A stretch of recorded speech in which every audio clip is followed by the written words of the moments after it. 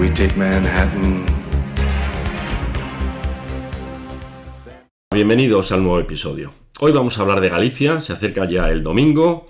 Faltan 4 días para las elecciones, que como dijimos en un episodio anterior van a ser muy importantes, sobre todo para el futuro de Feijóo en el PP, y hemos decidido poner el foco hoy a Galicia.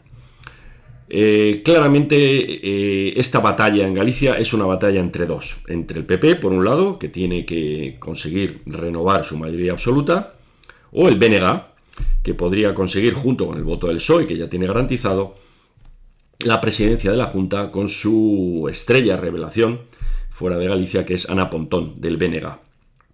El resto de los partidos en Galicia son casi irrelevantes o irrelevantes totalmente. Muchos de ellos no van a llegar al 5% y por tanto no tendrán representación ninguna.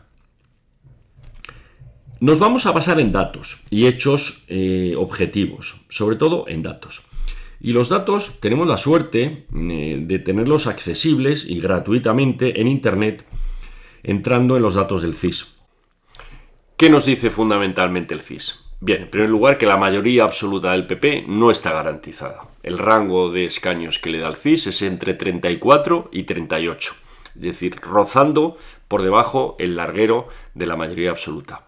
BNG, como decía y sabemos, está en claro ascenso, entre 24 y 31. El PSOE está en descenso fuerte, entre 9 y 14. Y por último, oscila tanto Sumar como Vox, la duda de si pueden entrar o no en el Parlamento gallego. El CIS estima que Sumar puede quedarse fuera o llegar como mucho a 2 escaños, y en el caso de Vox puede quedarse fuera o llegar como mucho a 1 escaño.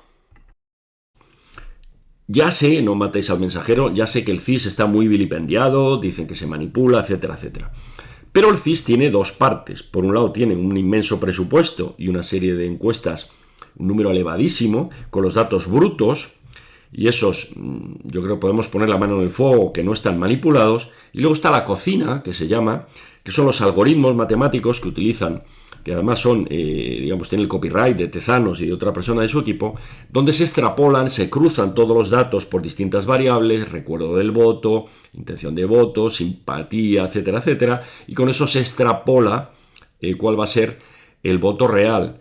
Porque es verdad que el voto real nunca es exacto, ni siquiera se parece demasiado al voto declarado. Es decir, la gente por distintas razones psicológicas no declara exactamente lo que va a hacer o cambia su comportamiento en el momento de ir a votar y no recuerda o miente o se engaña sobre qué hizo en las elecciones anteriores. De hecho, si le preguntan a la gente, cuando le preguntan ¿usted fue a votar a las pasadas elecciones? Más del 80%, prácticamente el 90%, dicen que sí, y luego sabemos que la abstención realmente suele estar en torno a 30%, 40% y a veces casi 50%.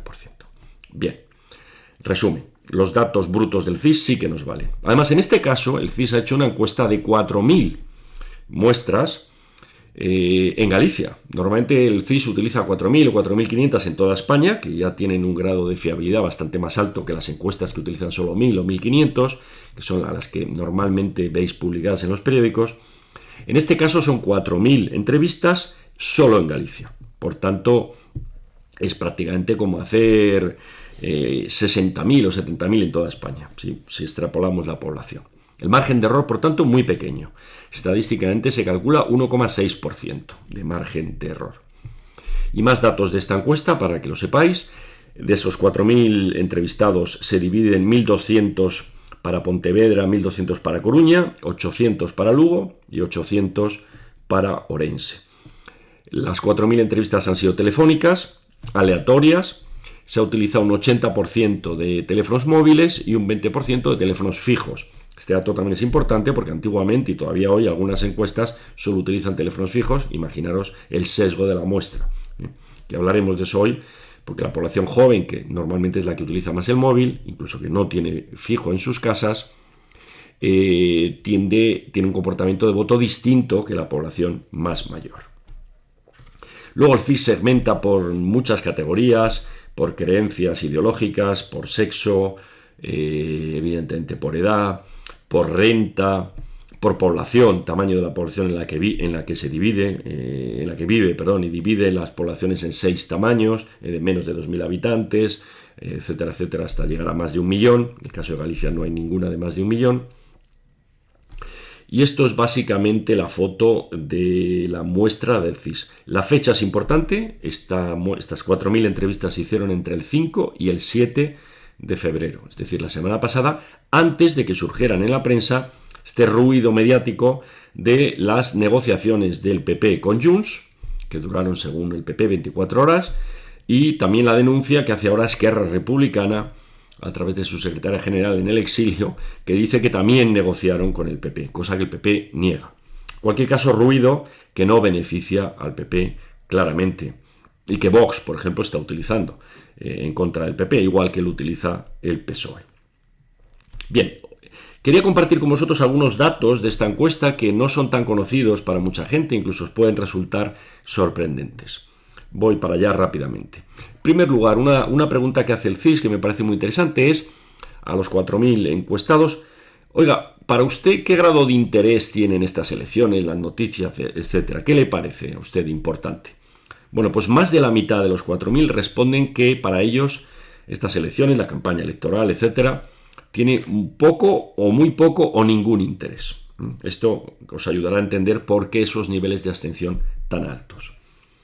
Después, algunos datos más. El PSOE tiene un cierto sesgo positivo femenino, es decir, un 3%, 3 puntos porcentuales más, que no es un 3%, de mujeres votan al PSOE que de hombres.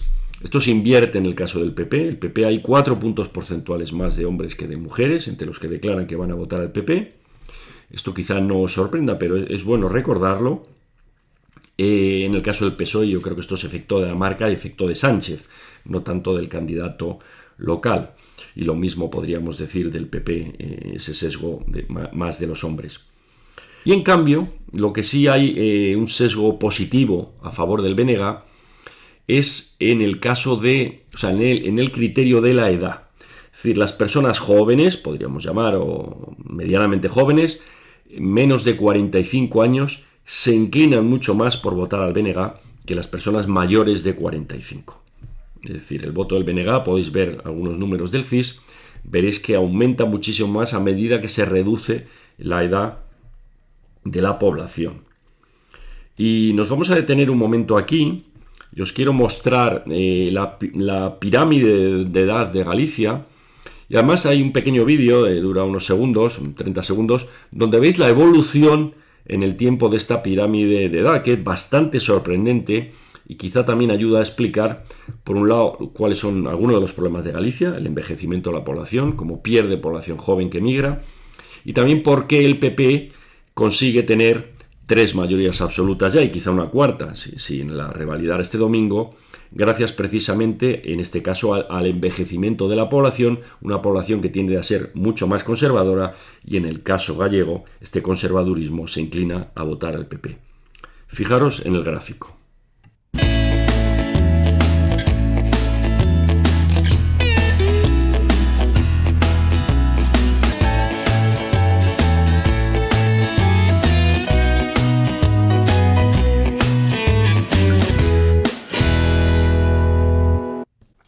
En esta imagen tenéis visualmente cómo está la pirámide de población en Galicia.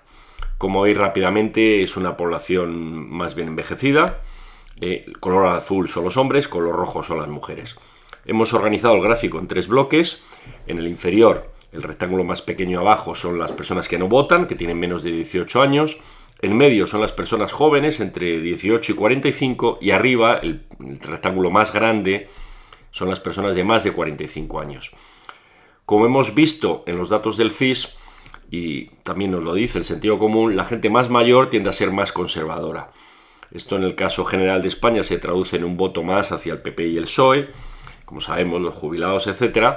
En el caso de Galicia, el PP tiene una inmensa mayoría frente al PSOE, especialmente en las poblaciones más pequeñas, rurales, que es donde se concentra también la población más mayor. Por eso estas elecciones, la clave será la participación por segmento de edad. Si toda la gente mayor va a votar, es más fácil que el PP consiga la mayoría absoluta. Si por el contrario hay más abstención entre la gente mayor y por el contrario, toda la gente joven, urbanita, etcétera, va a votar, sería más fácil que el BNG se acerque al PP y que junto con los votos del PSOE pueda quitarle el gobierno de Galicia. Interesante ver cómo funciona la pirámide de edad en el caso de Galicia. Hay otros dos segmentos o segmentaciones interesantes para entender lo que pasa en Galicia y poder intentar profetizar qué va a ocurrir el domingo. Uno de ellos también es el voto en las grandes ciudades. Aquí que sepáis que las grandes ciudades en principio es donde más porcentaje tiene el PSOE. No quiere decir que tenga más que los demás partidos, sino que del voto del PSOE en toda Galicia, donde más porcentaje tiene el PSOE comparado con él mismo en otras poblaciones, es en las ciudades grandes.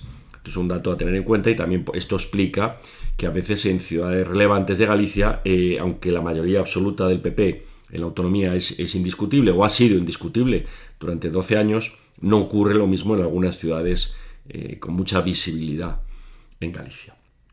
Aparte del caso de Orense, que hoy no vamos a hablar, pero bueno, en todo caso podría darle un escaño al partido orensano y es un antiguo militante del PP, por tanto, en caso de duda, se supone o suponemos que ese voto de Orense iría para el PP.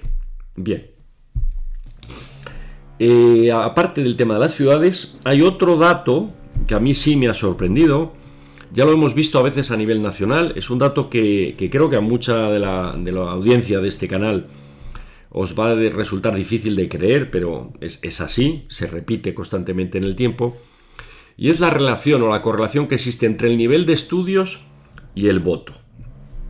Bien, pues hay una correlación bastante fuerte en el caso del BNG, en el sentido de que cuanto más estudios tiene esa persona, si tiene ya estudios superiores o más, tiende a votar más al BNG. Esto es bastante sorprendente, a mí me ha llamado la atención, fijaros. El PP, un 44% de la gente que no tiene ningún estudio, ni siquiera, digamos, la enseñanza básica, vota al PP. En cambio, los que tienen estudios superiores, el 25% dice que votará al PP. En el caso del PSOE es similar, un 18% de la gente que no tiene ningún estudio dice que va a votar al PSOE y solo un 10% de los que tienen estudios superiores. Es decir, que prácticamente el doble de gente vota al PSOE sin estudios de los que tienen estudios. Pero es que en el caso del BNG es muy llamativo. El 6% solo de los que no tienen estudios dicen que van a votar al BNG y en cambio un 40% de los que tienen estudios superiores dicen que van a votar al BNG, 7-8 veces más. Con estos datos que hemos compartido con vosotros, podéis quizá entender mejor el dato del CIS que os comparto aquí.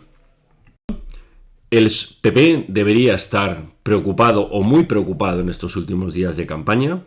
Ya sus errores forzados en las generales del 23 de julio pasado le costaron la presidencia de gobierno.